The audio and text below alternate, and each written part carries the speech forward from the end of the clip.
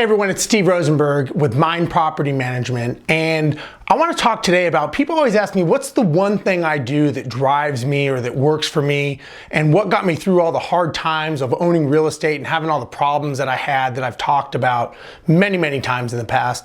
And I try to explain to them that there's not one thing that I do or do not do that makes me either successful or fail at things. I think it's really a matter of multiple things that are stacked on top of each other. For example, I don't have this special handshake that I do when I'm looking for a deal. There's a lot of little steps that I do to make sure that I'm getting things done, and it's the succession of these steps that actually is the sum of the parts. And so when you're trying to think of what's the one thing someone does or someone doesn't do, it really is not one thing. When you look at people that are, athletes, it's not that they have one game that's amazing. Most very successful musicians don't have one song and that's it. You have a one-hit wonder that may have one song, but then that's it.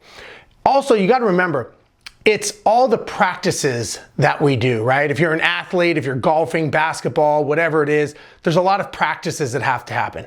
If you're into real estate, there's a lot of deals you have to look at. You're not just gonna walk up and get a slam dunk on your first deal. There's a lot of things you have to do and a lot of parameters that you have to think about. So I'm not saying that everyone looks for the easy button, but don't think that it's just one thing, because it's not. If you think of it, another side, being an airline pilot, there's crashes that happen in the airline industry, which we know. And normally once they do the investigation on those, it ends up, they find out that it's not one thing that causes a crash.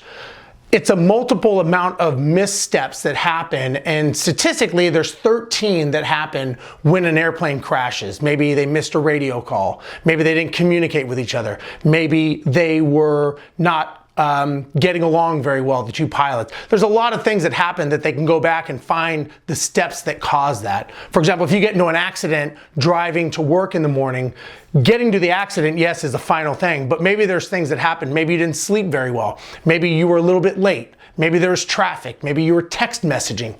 You see, there's a lot of things that happen. There's steps that cause you not to have your complete focus. So when it comes to being successful, I think the same things when it comes to a crash or something happening. There's 13 steps on average. Maybe there's 13 steps to be successful. Maybe there's things that you have to do in sequential order all the time to have success. I'm not sure if that's it, but I guarantee you it's not just one thing. One thing is not going to make you successful, right? That's the start of it.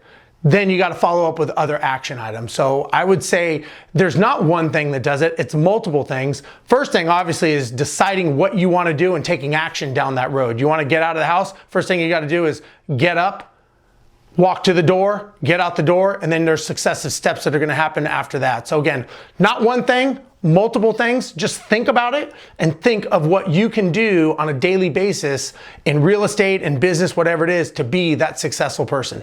Steve, talk to you later. Bye.